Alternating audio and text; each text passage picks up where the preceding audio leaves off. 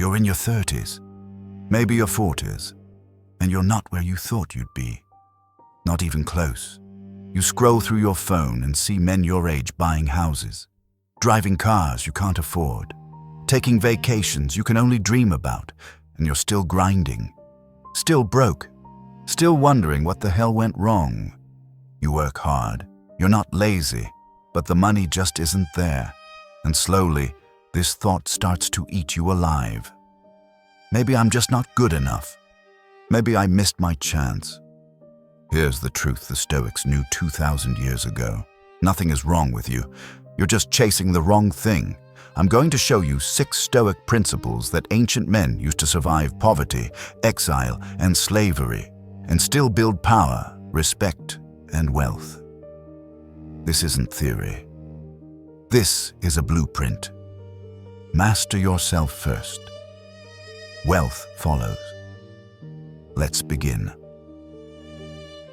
Most men fail financially, not because they're lazy, not because they're stupid, but because they're chasing money before they've built the man who can earn it. They want the house, the car, the status, but they haven't mastered their mind, their discipline, their character, and so they stay stuck, working hard but going nowhere. The Stoics understood something most men never learn. Wealth is not the goal, it's the byproduct of self-mastery. When you master yourself, your time, your focus, your emotions, your habits, money has no choice but to follow. Not because you're lucky, but because you became the kind of man opportunities flow to. These aren't motivational quotes. These are battle-tested principles used by men who faced poverty, exile, and slavery, and still built empires. Let's start with the foundation. Epictetus was born a slave in the Roman Empire. He had no freedom, no rights, no control over his own life. His master could beat him, sell him, kill him. Most men in his position would have given up. But Epictetus discovered something that set him free long before his body was. He said, "Some things are within our control. Some things are not. It is only after you have faced up to this fundamental rule that inner tranquility and outer effectiveness become possible." This is the dichotomy of control. And it's the most powerful mental tool you will ever learn. You don't control the economy. You don't control your boss. You don't control the market. You don't control luck. You don't control other people's success. You do control your effort, your skills, your discipline, your decisions, your time. That's it, and that's enough. Right now, you're probably wasting 90% of your mental energy on things you can't control. You stress about inflation. You complain about your boss. You obsess over why that other guy got promoted instead of you. And while you're busy worrying, you're not building. Anxiety kills action. Clarity creates momentum. The moment you stop wasting energy on what you can't control and focus everything on what you can, something shifts. You stop feeling like a victim. You start feeling like a weapon. Here's what this looks like in practice. Stop checking what other people are making. It doesn't matter. Stop blaming the economy. You can't change it. Stop waiting for the right time or the right opportunity. Create it. Every morning, ask yourself one question. What can I control today? Then do that. Only that. Can you control learning a new skill? Yes. Do it. Can you control reaching out to 10 people in your industry? Yes. Do it. Can you control working on your side project for 2 hours? Yes, do it. Everything else is noise. Marcus Aurelius became emperor of Rome at a time when the empire was collapsing. Plague swept through the cities, killing millions. Barbarian armies invaded from the north. Traitors plotted against him from within. The economy was in ruins. He had every reason to panic, to give up, to blame the gods, but he didn't. Instead, he wrote in his private journal, "You have power over your mind, not outside events. Realize this, and you will find strength." Every day he focused only on what he could control. His decisions, his character, his duty.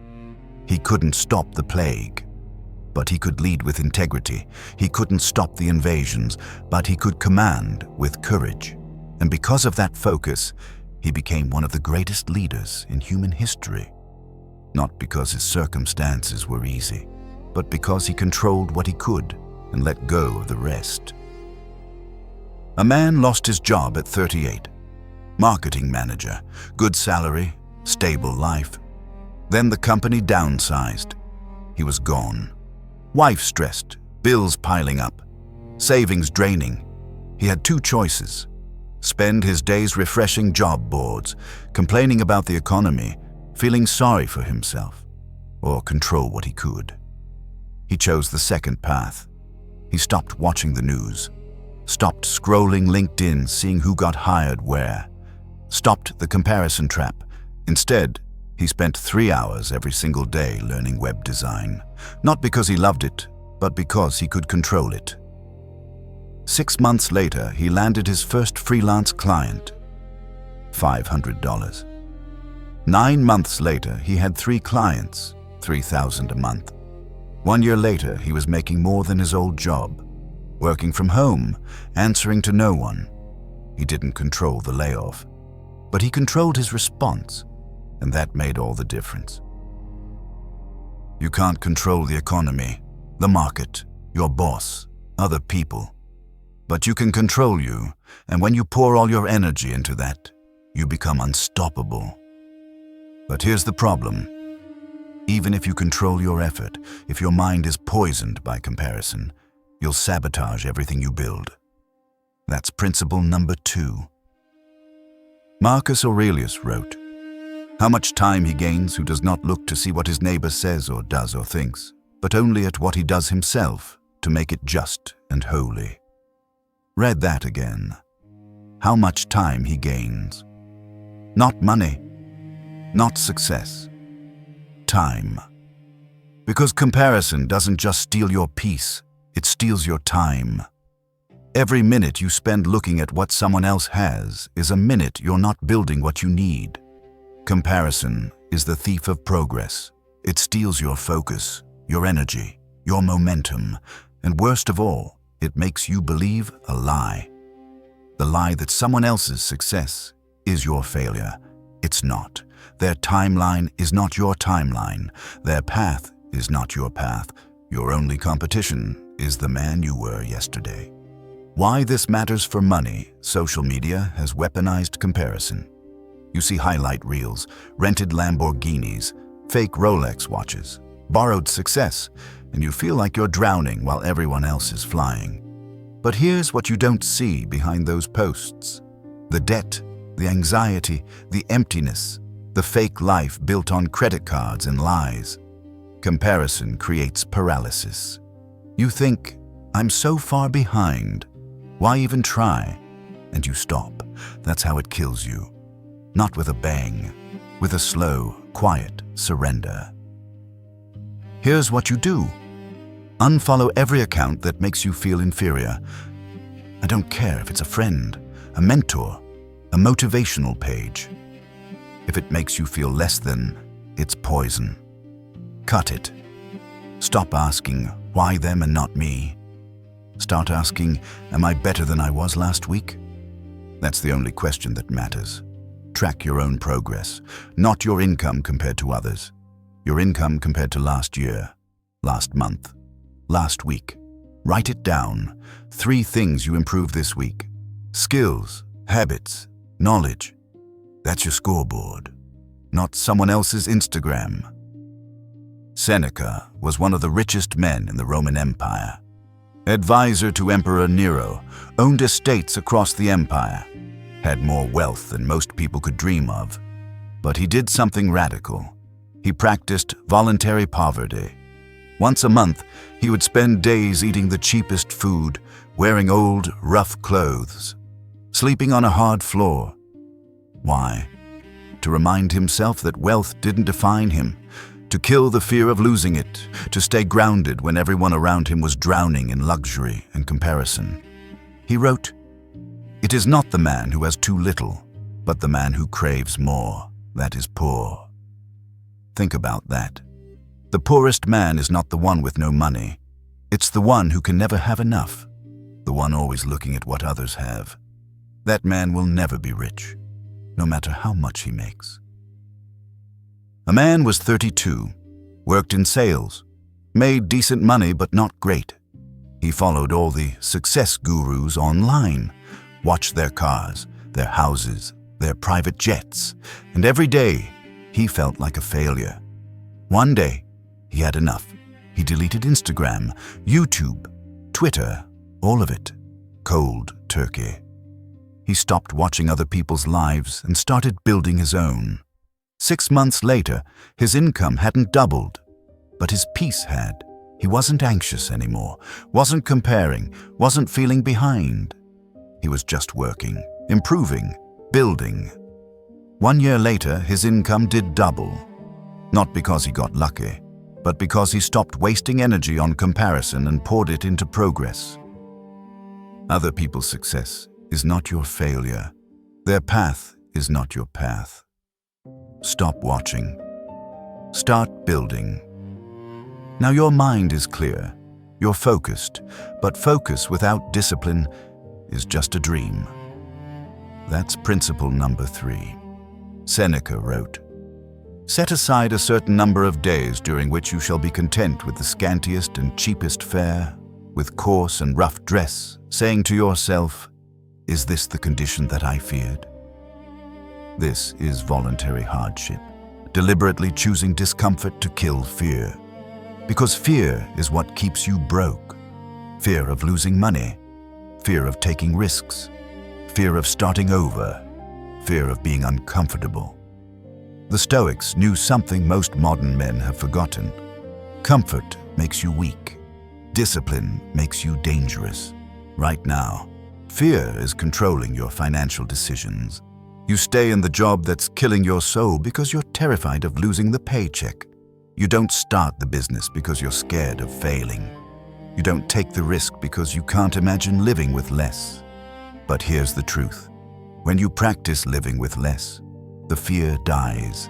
And when fear dies, you become free. Free to take risks. Free to walk away from anything that doesn't serve you. Free to build something real. Here's how you do this. Live below your means. Right now. Even if you're already broke, cut more. Practice poverty days. 1 day a week, eat the cheapest food you can find. Rice, beans, eggs, no coffee, no luxuries, no comfort. Wear your oldest clothes.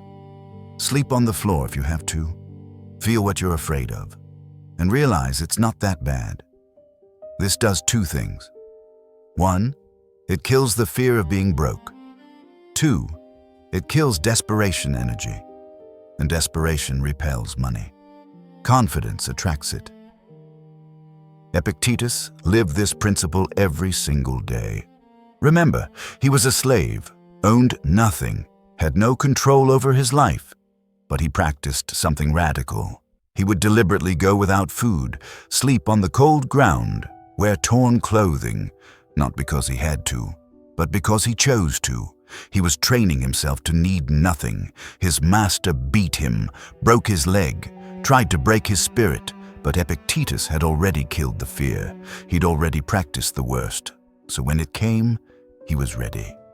Eventually, he was freed from slavery, and he became one of the most respected philosophers in history. Emperors studied his words. Powerful men traveled across the empire to hear him speak. He never became wealthy, but he became something better, unbreakable. He said, "Wealth consists not in having great possessions, but in having few wants." The man who needs nothing is richer than the man who has everything but always wants more. A man was drowning in debt at 29, credit cards maxed out, car payment he couldn't afford, apartment way too expensive. He was paralyzed by fear. One night he made a decision.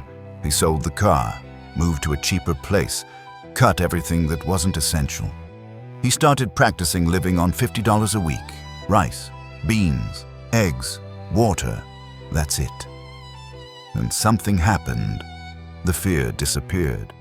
He realized he didn't need much, and that realization set him free. He quit his corporate job, started a business, lived lean for 2 years. Year 3, he was making 6 figures. But more importantly, he was free. Not because of the money, because he wasn't afraid of being broke anymore. And when you're not afraid, you can take the risks that build wealth. Will you make 6 figures in 3 years? Maybe. Maybe not. But you'll be free to try. And that's worth more than the money itself. Practice discomfort now so you're not afraid of it later. The man who can live on nothing is richer than the man who needs everything. So now, you're disciplined, you're fearless, you're focused. But if you don't believe in yourself, none of this works. That's principle number 4. The Stoics had a term for wealth: preferred indifferent. Meaning, it's nice to have, but it doesn't make you good or bad. Your character is what defines you, not your bank account. Marcus Aurelius, the richest and most powerful man in the world, wrote, "Very little is needed to make a happy life. It is all within yourself, in your way of thinking. You are not your income. You are not your job title. You are not your net worth. You are your character, your discipline, your integrity, your word. And that is priceless." Remember Marcus Aurelius, the emperor we talked about earlier? He had everything. Absolute power, unlimited wealth. But every night he wrote in his private journal like a man reminding himself not to lose his soul. He said, "External things are not the problem. It's your assessment of them, and that is something you can erase right now." He knew that if he lost the empire tomorrow, he would still be the same man. His worth wasn't the throne. It was his character. That's power. Your worth is not your wallet. Build character. Wealth will follow. You're confident. You know your value, but confidence without action is just arrogance.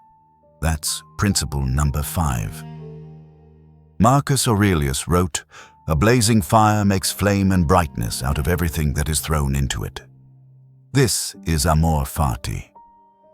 Love of fate. Not just accepting your struggle, loving it. Because your struggle is not a mistake. It's not bad luck. It's not a punishment. It's your training. Every hardship, every failure, every painful moment, it's forging you into someone stronger. Being broke right now is teaching you something. Hunger, resourcefulness, resilience, grit. Rich kids who inherit money and never struggle often lose it all. Why? Because they never learned how to earn it, how to protect it, how to hold it. But you're being forged in the fire. You're learning how to survive, how to adapt, how to fight, and when the money comes, and it will, you'll know how to keep it, because you earned it the hard way. Stop asking, "Why is this happening to me?" Start asking, "What is this teaching me?" Reframe every struggle. Lost a job? You're learning adaptability. Broke? You're learning hunger. Rejected? You're learning resilience. Every single struggle is making you stronger. Journal every night. What did today teach me? Use pain as fuel, not as an excuse. Seneca was exiled by the emperor, stripped of his wealth, his power, his status, sent to a barren island in the middle of nowhere, alone. Most men would have broken, but Seneca wrote some of his greatest philosophical work during that exile. He said, "A gem cannot be polished without friction, nor a man perfected without trials." He didn't just survive exile, he used it. When he returned to Rome years later, he was stronger, wiser, unbreakable, and he became one of the most influential men in the empire. Not in spite of his suffering, because of it. Your struggle is not your enemy.